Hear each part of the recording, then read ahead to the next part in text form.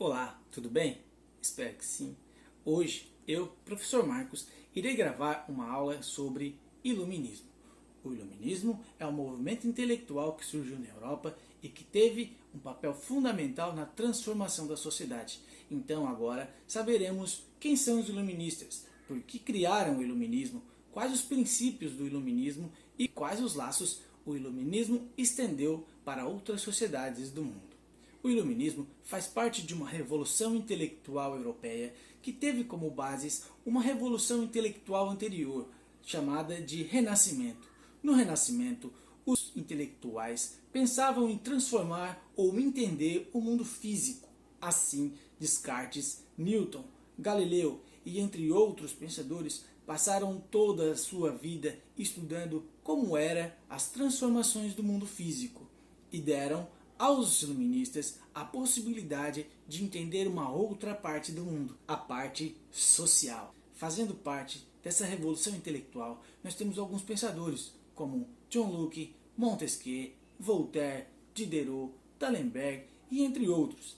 Estes caras pensavam a educação, pensavam a política, pensavam a economia, pensavam várias possibilidades de estudar a sociedade em conjunto. Eles queriam entender como a sociedade poderia viver a partir das mesmas leis, com o mesmo código de lei, sem injustiça, sem desigualdade, mas sim com lealdade e com os três princípios fundamentais: a liberdade, a igualdade e a fraternidade. O iluminismo inicia no século XVII, quando John Locke estabelece as primeiras bases para que outros pensadores pudessem incorporar esse movimento e torná-lo possível. Assim, os iluministas tornaram este movimento muito mais amplo no século XVIII, na França, aonde se estabeleceu algumas relações intelectuais em que eles conversavam entre si e assim pudessem desenvolver a ideia, e essa ideia se tornar realidade. Assim, ela se tornou realidade quando a Revolução Francesa aconteceu e quando a Revolução dos Estados Unidos aconteceu. Outros modelos políticos também foram possíveis graças ao iluminismo, e isso é um legado muito importante que os iluministas deixaram para nós. Os iluministas acreditavam que a sociedade e todas as pessoas deveriam se basear na razão, no pensamento e esquecer a visão teocêntrica. Acreditavam que a visão teocêntrica obscurecia o pensamento das pessoas e isso causava uma alienação. Então os iluministas diziam que as pessoas deveriam refletir com a sua razão para que assim pudessem entender o mundo melhor, muito mais justo e muito mais honesto, perto daquelas manipulações que a igreja fazia diante das pessoas. Os iluministas acreditavam que a ciência deveria substituir a religião e as pessoas deveriam questionar todo o seu conhecimento e não acreditar em tudo o que alguém lhe dizia. Esse alguém seria o clero, e os iluministas não gostavam do clero. Acreditavam ainda que a razão libertaria as pessoas, e assim estas deixariam de ser ignorantes, porque a ignorância para os iluministas gera fanatismo, e o fanatismo gera o preconceito, e o preconceito gera desigualdade. É sempre importante ressaltar que os iluministas eram burgueses, pertenciam à classe social dos burgueses. Esta classe social estava na base da pirâmide social. Olhem na pirâmide. Esta base da pirâmide era composta por burgueses e pelos trabalhadores. Estes eram responsáveis pelo pagamento de impostos. Estes eram responsáveis por fazer a economia girar. Assim, sem os burgueses e sem os trabalhadores, a sociedade absolutista, no caso da qual eles estavam vivendo, ela desmoronaria, porque os nobres eram aqueles que não trabalhavam, mas os nobres e o clero eram aqueles que desfrutavam dos benefícios sociais. Então, sem os burgueses e sem o povo, a sociedade se desmancharia. Assim, os iluministas tinham razão do que estavam falando, porque diziam: nós somos importantes. Se nós não tomarmos a rédea da nossa sociedade, nós seremos sempre escravos dos nobres, sempre escravos do clero. Então os iluministas estavam certos em tomar as rédeas da sua sociedade e por isso propuseram uma sociedade diferente. Cabe ainda ressaltar que os iluministas pretendiam uma sociedade na qual eles seriam os beneficiados, porque assim eles queriam, por exemplo, a liberdade, mas sim a liberdade econômica para o liberalismo. Eles queriam a igualdade jurídica, a igualdade para que todos obedecessem os mesmos códigos de leis e assim eles pudessem desfrutar também de benefícios sociais como nobres, como clero e fazer com que essas partes da sociedade também tivessem os mesmos deveres que o povo e que os iluministas. Ainda queriam a fraternidade. O que é isso? É o bem-querer dos seus pares, ou seja, daqueles que pertencem ao seu grupo. Então você ser fraterno é você querer que o seu amigo iluminista cresça ou que o seu amigo burguês cresça economicamente. Não podemos ainda pensar que os iluministas eram bondosos e queriam beneficiar toda a classe a qual pertenciam. Não, os iluministas queriam que eles pudessem ascender socialmente. Então, o povo, nessa época, que pertencia à classe dos burgueses, eles foram incorporados ao pensamento. Porém, depois, quando veremos a Revolução Francesa, nós veremos também que o povo participou dessa revolução, que foi muito importante para que ela pudesse acontecer, mas que foi excluído depois das decisões tomadas. O Iluminismo, também conhecido como o Século das Luzes, acreditava, ou pelo menos alguns filósofos do Iluminismo, acreditavam que o homem nasce bom, o homem nasce uma folha em branco e a sociedade o corrompe com o passar do tempo. Ou seja, o homem escreve a sua história com a sua vida, ao longo da sua vida. E as vivências que ele tem na sociedade fazem com que ele se corrompa. Essa ideia vem contrariar o pensamento de Santo Agostinho, que dizia: o homem nasce mal e são os seus atos durante sua vida que o tornam bom ou digno de ir para os céus. Para os iluministas, isso era um grande absurdo, já que muitos deles nem acreditavam em Deus e muitos deles diziam: como um bebê pode nascer mal? Precisamos ainda compreender que a ascensão social nessa sociedade não se dava pelo dinheiro.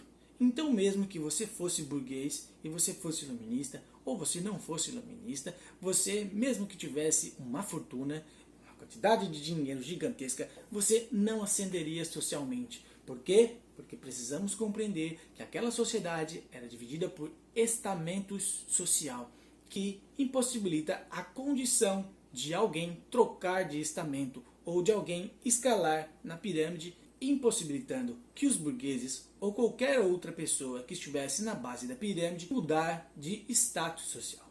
Assim podemos pensar, se esta pirâmide tornasse uma linha reta e todos estivessem caminhando sobre esta linha, nobres, clero, burgueses e povo, quais deles se destacaria?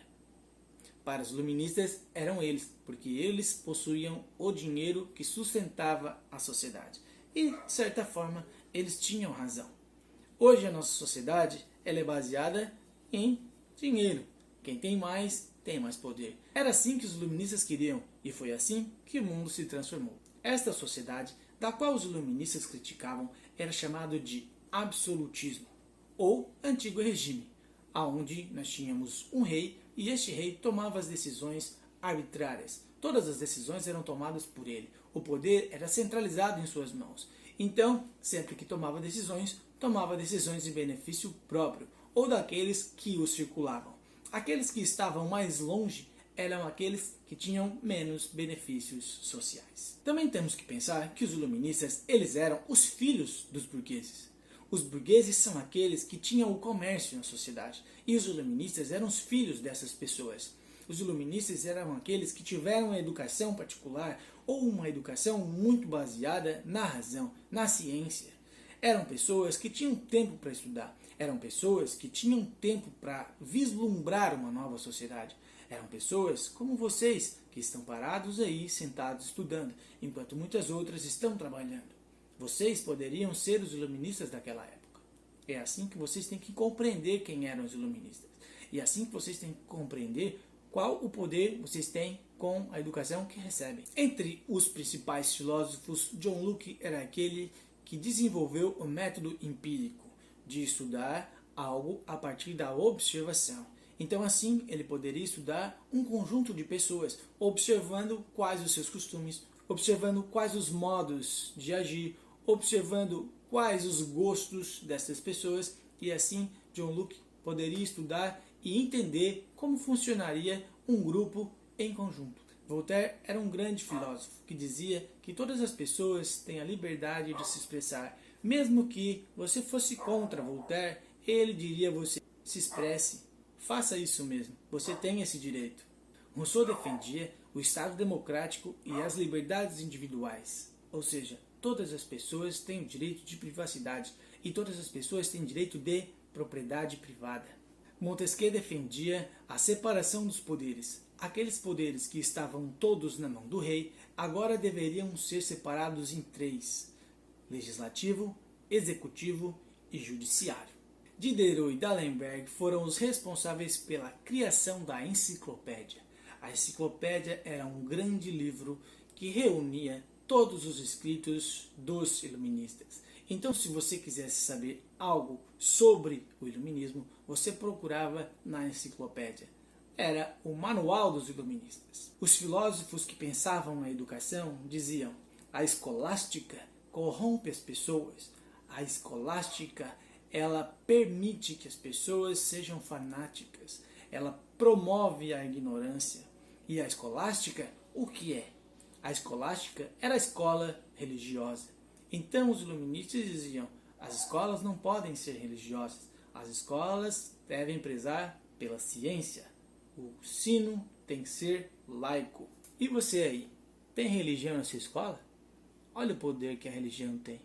Mesmo que os iluministas falassem isso há séculos atrás, ainda temos a religião na escola.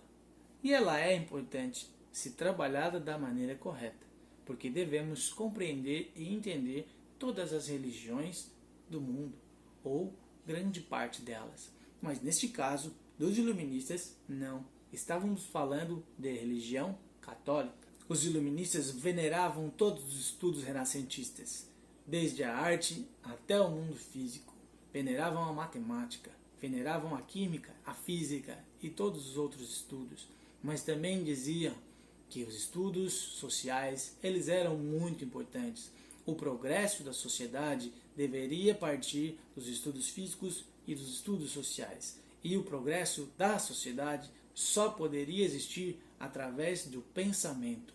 O pensamento gera a razão gera conhecimento e o conhecimento gera progresso. Entre os quesitos de liberdade, queriam a liberdade econômica, ou seja, o liberalismo, aonde há pouca intervenção do Estado na economia, já que estavam vivendo em uma sociedade em que o rei intervinha na economia de forma direta. Assim, os burgueses tinham pouco controle da economia e se tornavam submissos às ordens reais.